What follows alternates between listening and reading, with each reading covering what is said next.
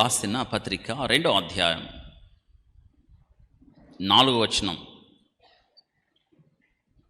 5వ వచనం కూడా చదువుకుందాం. మీలో ప్రతి వాడును సొంత కార్యములను మాత్రమే కాక ఇతర కార్యములను కూడా చూడవలను.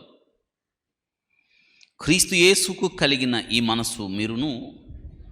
మళ్ళీ మీలో ప్రతివాడును సొంత కార్యములను మాత్రమే కాక ఇతరుల సొంత కార్యము ఏమిటి, ఇతరుల కార్యం ఏమిటి?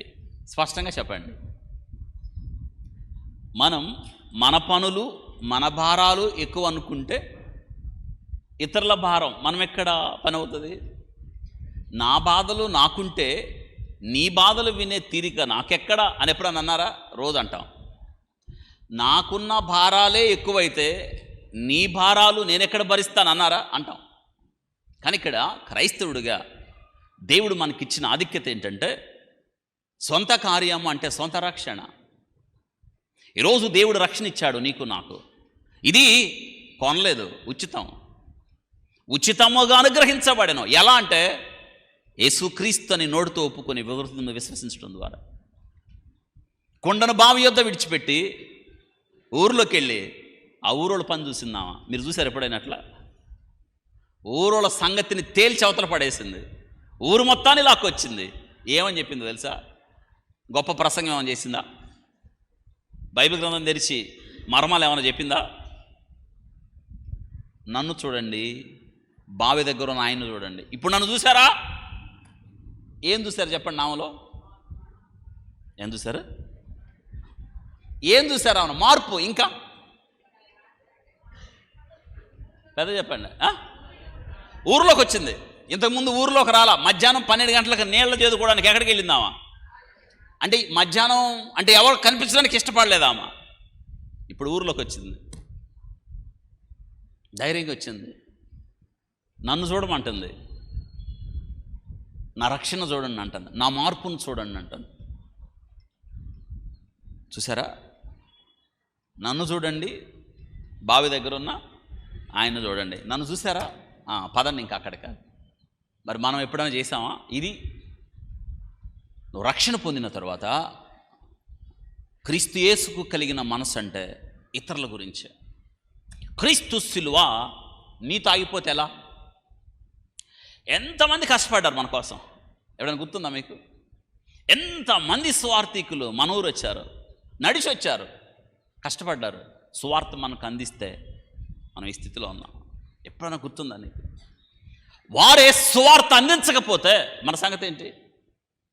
వారే కరిగిపోకపోతే, వారే ఖర్చు అయిపోకపోతే మన సంగతి ఏంటి? మీరు ఎప్పుడైనా ఆలోచించారా? క్రీస్తు యేసుకు కలిగిన మనస్సు అని చెప్పాడు. ప్రభు ఎక్కడో పరలోకంలో ఉండి ఆయన పని జరిగించలేదు. ఆ కింద రాయబడ్డది, నీ కొరకు దీనుడయ్యాడు అని, తగ్గించుకున్నాడు అని, రిక్తుడయ్యాడని, శిలువ మరణం పొందినంతగా ఇంకేముంది చెప్పడానికి? ఏం లేదు అక్కడ. ఒక్క మాట రాయబడింది, తనను తాను ఖాళీ చేసుకున్నాడు. రిక్తుడయ్యాడు అంటే అర్థం ఏమిటంటే ఖాళీ చేసుకున్నాడు.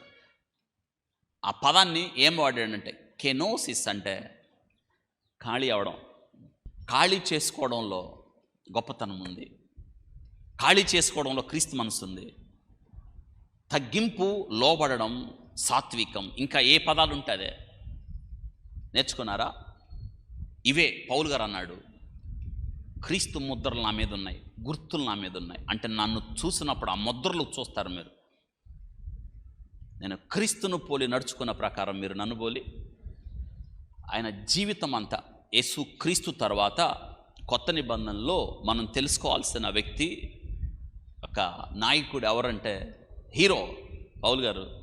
ఆయన అన్నాడు, క్రీస్తు యేసుకు కలిగిన మనసు నాకుంది, అందుకే నేను క్రీస్తును పోలి నడుచుకున్న ప్రకారం మీరు నన్ను పోలి. ఉన్నదా? ఇంత ఎవరో ఏదో అన్నారని ఎంత బాధపడతామండి.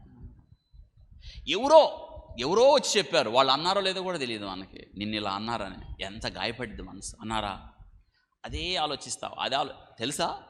ఆలోచిస్తుంది నువ్వు కాదు, నీలో ఉన్న అహం. That is pride. చాలామందికి తెలియదు ఏంటంటే, మన తెలుసా? అన్నాడా? అన్నవ్వండి. ఇది క్రీస్తు యేసుకు కలిగిన మనసు. మనం ఏంటంటే ఫలానా వ్యక్తి అన్నాడా నన్ను అన్నాడు. ఎందుకు బాధపడుతున్నావు? మళ్ళీ చెప్తున్నాను, బాధపడుతుంది నువ్వు కాదు, నీలో నీకు తెలియకుండా నీలో ఉన్న అహం, గర్వం వేధిస్తున్నా నిన్ను. ఆ సాత్వికం, ఆ దీనత్వం నీలో వచ్చినప్పుడు మోషేలాగా, అందుకే ప్రభు చెప్పాడు, భూమి మీద ఉన్న వారిలో మిక్కిలి రోజు తిట్లే. ఎవరికి? కోపడ్డా? మోషే వారి మీద కోపగిస్తే ఏమవుతారు వాళ్ళు? అసలు మోషే ఎంత బలిష్ఠుడో తెలుసు కదా మీకు, ఇంక చెప్పేదేముంది. అసలు మోషేని ఎంత వేధించారండి, ఎంతగా వేధించారు ఆలోచించండి. ఒక మాట అనలేదు వాళ్ళని. ఇది ప్రభు మన నుండి కోరింది. కాబట్టి నీ సొంత కార్యమే కాదు, నువ్వు ఏ స్థితిలోకి వచ్చావో ఈ స్థితికి రావడానికి దేవుని ప్రేమ ఎలా కారణమైందో ఈ ప్రేమను నువ్వు ప్రకటించాలి, ఈ ప్రేమను చాటి చెప్పాలి.